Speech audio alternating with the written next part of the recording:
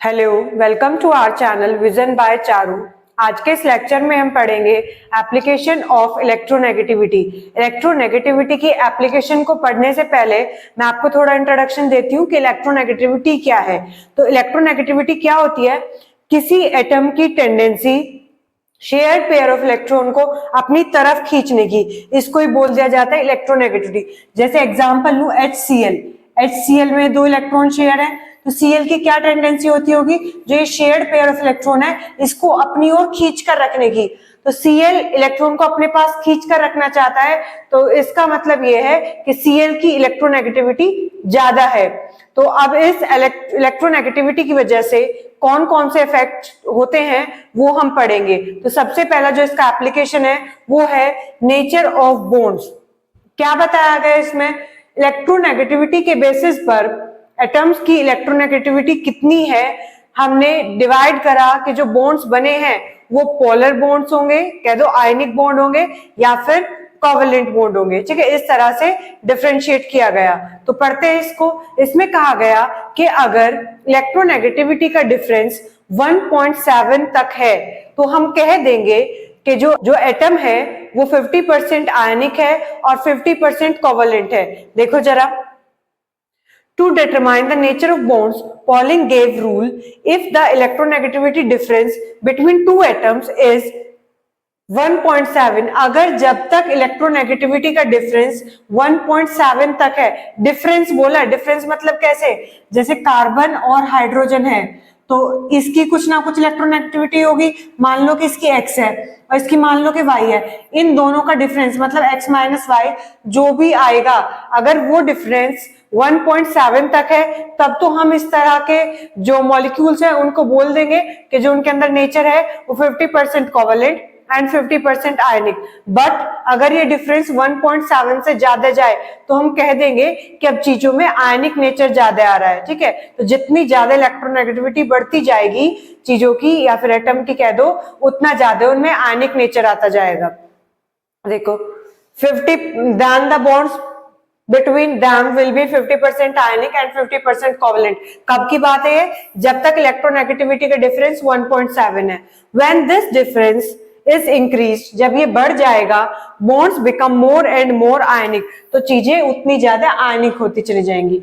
Okay, अब हम next property देखते हैं कि नेक्स्ट क्या एप्लीकेशन हो सकती है हमारे पास इलेक्ट्रोनेगेटिविटी की वजह से। कौन सा दूसरा इंपैक्ट हमें शो हुआ? तो ये है मेटेलिक कैरेक्टर ऑफ एटम्स। अभी इसको पढ़ेंगे, इसके पहले आप समझो जरा, खुद सोचे, अगर इलेक्ट्रोनेगेटिविटी ज्यादा होगी मतलब क्या मतलब है इसका? कि वो इलेक्ट्रॉन को अपनी ओर खींच कर रख रहा है और इलेक्ट्रॉन को जो खींच रहा है दूसरे के भी खींच लेगा, तो इस तरह की चीजें कहलाती हैं नॉन मेटल्स। नॉन मेटल्स कौन से होंगे? जो इलेक्ट्रॉन ले लेंगे। और मेटल्स कौन से होंगे? जो इलेक्ट्रॉन को डोनेट करेंगे। ठीक है, तो हम कह देंगे कि जिसकी जितनी ज्यादा इलेक्ट्रोनेगेटिविटी होगी वो उतना ज्यादा नॉन मेटल होगा और जिसकी इलेक्ट्रोनेगेटिविटी कम होगी वो मेटालिक नेचर का होगा। पढ़ते हैं इसको। Those atoms which have lower electronegative value would be metals, while atoms with higher electronegative value will be non-metal। Come electronegativity है तो वो मेटल्स होंगे और इलेक्ट्रोनेगेटिविटी अगर ज्यादा है तो वो नॉन मेटल्स होंगे। ठीक है, अब हम थर्ड एप्लीकेशन पढ़ते हैं कि इलेक्ट्रोनेगेटिविटी की वजह से थर्ड एप्लीकेशन क्या होगा उसको देखते हैं। नेक्स्ट पढ़ेंगे हम डायगोनल रिलेशनशिप। डायगोनल का क्या मतलब है?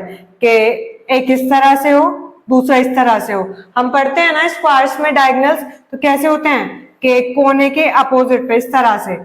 तो डायगोनल रिलेशनशिप क्या है?